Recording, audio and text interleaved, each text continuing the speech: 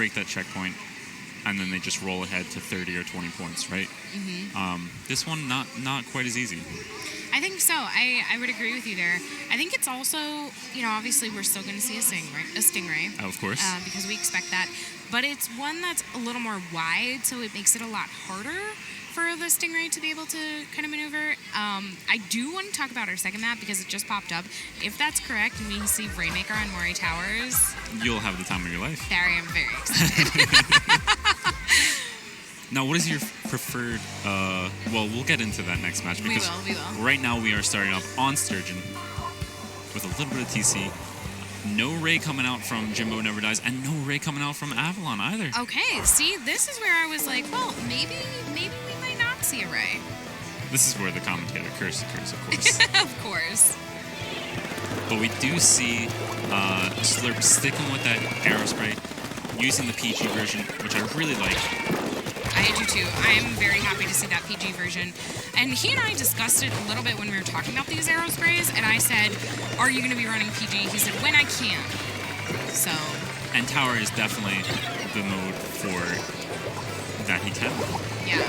I think this is nice too. Seeing Apple Bloom come out with this Explosher, unfortunately gets picked off by that. That's why he runs the PG? That's why he runs the PG. I think that players seem to just disappear. Maybe they fell off the map. They're definitely still there. I just don't know if maybe they have Ninja Squid and it was very stealthy, or if they were just very quick with their substrate. Could have been. Looks like Soul right now doing what they can to kind of help support the rest of the team move forward. But Swampy getting a good kill, yeah. Nice. Now, if they can clear out Apple Boom here, I think they'll be able to focus onto Soul. And, well, actually, as I say that, Soul has kind of been a forgotten man, flanking around. Oh, nice job right there by MKV13. I think this is another nice pick there, just getting that double. So it's going to be really helpful. But unfortunately, Apple Boom still riding that tower. Scooter not quite able to do what they can to take them out. Is able to use a team effort, but the Booyah coming out is not going to help either. No, and this could be the match right here. They're going to have to do something, and they're not going to be in the position to do so. There just wasn't enough time after that checkpoint. And I think what ended up happening was they just didn't clear out their street and their court soon enough, and ultimately a flanker was just able to come back and get them. They weren't able to push out into mid. Yeah, I agree with you there. So a lot of fun to be able to watch, though, and definitely what we want to see. And I think this is where, that pickup team kind of comes into play. We saw a lot of varied rankings there. Yes. So maybe this just wasn't the mode that they were looking for. Maybe Rainmaker on Moray is going to be what they want here. While I want to give them the benefit of the doubt, it is definitely a difficult map. It could be a struggle. It could. And I'll agree with you there. It certainly is a difficult map. It's a struggle for anyone, but it could accentuate weaknesses even further. It could. I think it's still a lot of fun to be able to play, and I think that's what kind of keeps me coming back to it. I actually really enjoy playing Rainmaker on Moray as well. Well, that's good, because solo queue for the last 2 or 3 weeks, it seems to not go away. Every time I jump on, it's usually Rainmaker Moray. Well, we only have a week left or this so, is true. Right? The next month rotation starts pretty soon. It'll be interesting to see what maps come out then. Now, the question I was going to ask you before we ended that last game, what's your favorite route to take the Rainmaker on Moray? To be honest, I like going kind of straight mid up that wall. Really? Take it to their snipe initially? Take it right to their snipe, because I think people don't expect that as often. And it can be a very, very quick knockout if you're not expecting it. And if the players have sort of dispersed from above there you can't stop you. I would agree. I personally like Overlook, but I think it is a longer route, and there's more potential to be stopped. That said, there's more reward for getting there. Very true. So it looks like we don't have much of a switch coming out from Jimbo Never Dies. I think Bloblobber is really good on this map too. Yes. So I'm very excited to see it here. And I think for Rainmaker, it's also something that I'm happier to see, because it can help pave the way really, really quickly. And they've actually done a very good job initially getting 2 picks, and now nearly finding that third. If they do find the pro, if they just get it up Overlook, doing the smart thing, stopping on grates. Yeah. Scooter was left watching a little bit there. I would have liked to see Scooter just push in further. But 45 is by no means a bad push, certainly for your initial one. I think 45 is great for this map, actually, because it's very, very strong, you know, and so much of the map was painted green right now, so Avylon needs to do a lot to get some map control before they can even think about moving the Rainmaker. And Soul is trying to maybe utilize a little bit of stealth to open up room for the rest of the team to paint. And so far they're doing a decent job. Two very good picks, and this could lead to a nice counter push. It certainly can. I think that they've opened up the pathway, but as you say that, the Rainmaker carrier going down, but Soul gets that pick on Swampy, so I think really the only one there was Sarah on that blah blah bear, and Sarah had pushed up, and Soul gets that one too. Is that a delayed quad for Soul? I do think so, yeah. They were just missing the blob. I think this is where I would have questioned this. So even though they were this way, that wall was painted on the right-hand side. And you see that they didn't actually register up at the top of Overlook, so no points for them. Not that that's a huge deal, considering that once you're up there, you still have to go a little bit further to get lead. You do. But this is really nice for Jimbo Never Dies. They are able to kind of get 3 down. So Swampy is pushed forward in a pretty good position. If they can get that pick, oh, I love that. The Rainmaker assisted. The Rainmaker did. But Swampy is just doing what they Ooh. Yo! That was a beautiful double. This is my preferred route right here. Yes, this is a good route. And let's see if they can continue to get some more points off of it. They do. That is a fantastic addition to getting it to 17. And I think 17 could potentially be what wins them this game. I don't want to jinx anything, so, you know, who knows? There's plenty of time left with 2 minutes left. Trying to clear your name of the commentator curse preemptively. Yes, exactly. I don't want to curse anyone here. I think there's a lot of time for Avylon to be able to come back. And, you know, MKV is in a tough shot, though. Oh, that blob blobber coming in. Not what you want to kind of take away there. And we've seen the blob pretty much in every match between these two teams. And they've certainly struggled at times, specifically tower control, but this is definitely a map where they can be very useful, and they've shown that. And this is, to be honest, this is the reason Clan Blitz is my favorite mode, because it's sort of an equalizer. If you're not a team that practices Clan Blitz consistently, when you go up against a team that might not have as good synergy, this can really make or break everything for you. It's chaos, like, you know, your team chaos right there. I'll agree with you that Clans is chaotic, yes. Punctual has his the rain at the ready, and going to pop this Rainmaker shield has one of the other friends kind of jump in, deciding to go down that ramp. I don't know if I would have gone that way. Maybe I would have cut straight across mid, but that does give a little bit extra time this way, and it does allow for some of these teammates to kind of come in and clean up a couple things. MKV does get one pick, but gets taken out by Scooter. And in the meantime, the Rainmaker did go down as well. The Scooter see this person on the wall? I don't think they did, but nearly, well, I won't say nearly, but the Rain, I always have a lot of hope that my Rain gets a kill once it's out there. I do too. I think it was also, you know, like you said, they didn't see them, so with that drop down, being able to just get that Rain out instead of losing it helps your teammates at least a little bit. Exactly. It slows down the popping of the Rainmaker, and it doesn't allow them to push over and gain more control. Oh, that Booyah was so well placed. With less than 20 seconds, that was it. The Booyah bomb counters that we have seen have been so fascinating, and Jimbo Never Dies getting the full wipe here. 6 seconds left. They have tied up this set. Slurp holding on to this. I think Slurp is just kind of waiting.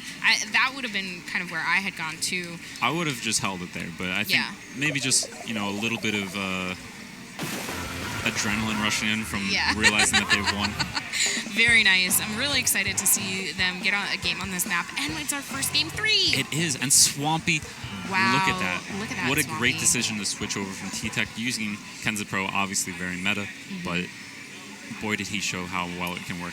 He certainly did. And we had that double Booyah, which I think we kind of felt because the Booyahs kept coming up over and over again. Oh, yes. So that was really fun. And I'm excited to see what they go for next for our game 3. I believe it is Clamblitz at Manta Maria. No. Yes. We can't do Clamblitz again. We didn't do Clamblitz. Oh, no, we didn't do Clamblitz. You're right. I don't know why I was thinking Clamblitz was the first one. Oh, because I talked about it earlier. I'm sorry.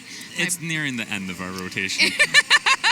You'll have plenty of time to recharge. And I think I need some food. Yes, I think that's what I'm looking forward to in a few. So, but yes, Clamblitz on Manta Maria. How do you feel about this map mode combination? We haven't discussed Manta Maria yet. I think it is a very good map for clams. I don't think I am well suited for it. Once a team is able to push into street, it's very difficult, at least for a charger, if not a backliner in general, to deal with that. So if we do end up seeing Explosion again, I think that will be a weakness to try to take advantage of. Yeah. Essentially, you just have to have enough mid and frontliners to deal with that street push. I agree. I'm excited to see what they bring out here. I think that there are lots of options to be able to kind of flank around very quickly and shut some of these pushes down. But we'll see. And we do see the return of the Explosion, but I really like what Jimbo Never Dies has done here. Their longest range weapon being Swampy. I think that will be enough to deal with the Expo. Not guaranteed, because if the Explosion just does sit back around Grates and Bunker, they might be a little bit too difficult to deal with, but as you talked about, lots of opportunity for flank. I think this is what we're looking at. Slurp just kind of waiting around, has 8 clams. Oh, I think he was in a really good position to be able to make sure that he got a couple more. Oh no, but doesn't quite pick them up. And I think he was waiting for that jump, but nobody else had any clams to be able to continue that push. And it's one of those awkward situations where, as a teammate, you're asking yourself, should I be running in there to try and help, or do we just mitigate our losses? I agree. It was a very early positioning for him as well, and I think that helped, but maybe something that was a little more, if it happens now per se, maybe that would have been a little stronger. Absolutely, and they have racked up 17 clams here. They've got plenty to make a football with, and there's even more around. They should be able to get 2 footballs here. I think Sarah kind of preemptively maybe didn't quite mean to use that baller, but I like seeing the Slosher Deco come out too.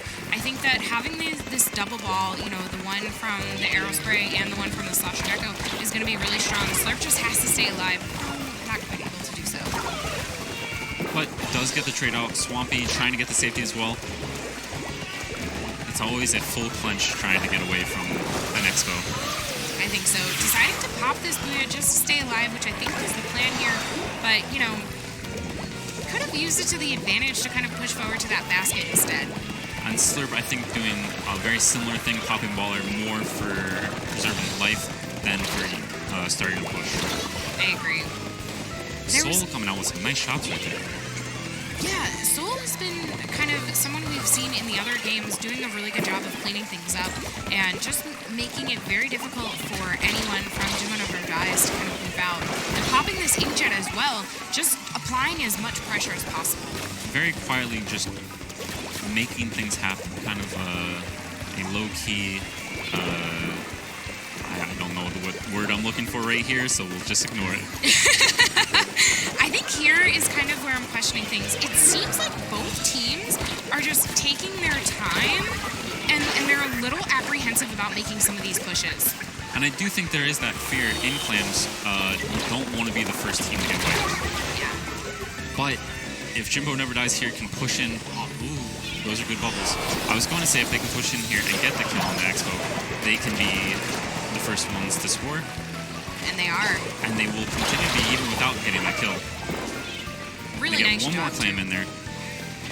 I think this is where Sarah has to back away and just say, okay, that's the push, and she is doing that very well. For now. That was an interesting play. I don't usually pick up that pity clam right away. I let it sit for a minute, make sure I'm in a good position, and use it to my advantage, because it's very easy to kind of build some of these other clams first and then use that as your secondary follow-up to your push. True.